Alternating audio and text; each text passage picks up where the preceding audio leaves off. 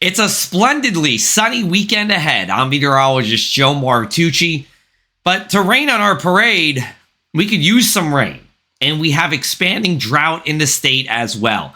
In that orange area, which is the southern half of Ocean County, eastern Burlington, and the northwestern half of Atlantic County, we're in a severe drought. That's a level 2 of 4 when it comes to drought. And then in that lighter orangish brown you see there, the southern half of Monmouth County into Mercer all the way south, well, that's a moderate drought here. And we saw a big expansion in drought this week compared to last week's update. 8% more of the state is in a severe drought by land area, and 18% of the state, more of it now, is in a moderate drought as opposed to last week when those areas were not in any drought. And that yellow area is teetering on drought. We call that abnormally dry conditions. In the past 30 days, we are at least 51% below average with our rainfall. We have not seen any measurable rainfall since October 2nd or 3rd across the Jersey Shore counties, and our last, we'll say, decent rain was the last weekend of September. But to be honest with you, that big soaking event, we haven't had that since before Labor Day, and that's something we could use, but we're not going to see it this weekend. Now, that's great for our outdoor plans. It's going to get warmer. It's going to be super pleasant, but we could use that rain. We take a look at our future cast. An offshore system moves even further offshore this weekend, and we are just left with plenty of sunshine that comes down upon us and bring us an excellent weekend for those outdoor events. Now, we do have some problems with this too. We do have wildfire spread that will be happening on Friday as well here. Now, this will be because of the low humidity and a little bit of a gusty wind, gusting up to 20 miles an hour. But the main driver of this, the extremely dry ground that we have, we do have a high risk for the spread of wildfires on our Friday here. You want to limit your burning. Best thing to do is not to burn at all.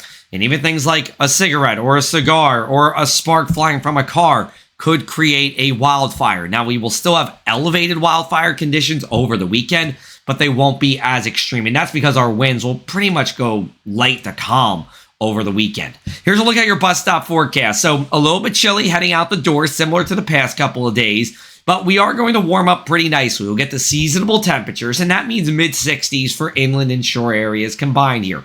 Winds will be sustained 5 to 10 miles an hour with a few gusts up to 20. A few more clouds at the shore too, because you'll see those clouds in your eastern horizon. Overnight, we stay in the 40s here. Now, that's a change compared to the past couple of nights, and including this morning. We're talking about 40 in Hamilton, 49 in Seaside Heights, 43 over in Freehold. Your weekend forecast, again, looking really nice, at least inland, but you have to watch out for that wildfire threat here. Temperatures will peak in the 60s on Saturday, and then we'll get into the low to mid-70s on our Sunday. All this with plenty of sunshine. We go to the shore. There will be coastal flooding on Saturday, and there will be coastal flooding on Friday as well. We'll talk to you about that in just a minute. Our weekend events are looking fantastic here. Here's a look at some of them happening up and down the Jersey Shore counties. We do have that AmeriHealth Atlantic City Marathon, which, by the way, the third oldest marathon in the United States is here at the Jersey Shore in Atlantic City.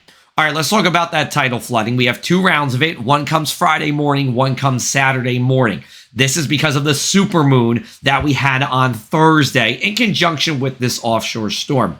It does look like we'll be in minor flood stage. That's when the susceptible Bayside roadways flood with little to no property damage. Driving around the Bayside towns will be a nuisance, but they're not going to be impossible. Here's a look at what the Wildwoods look like during minor flood stage.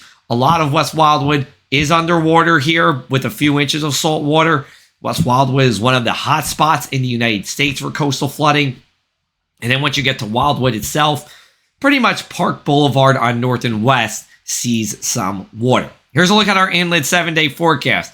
Not a drop of rain for the next 7 days here. And I've been saying this for a while.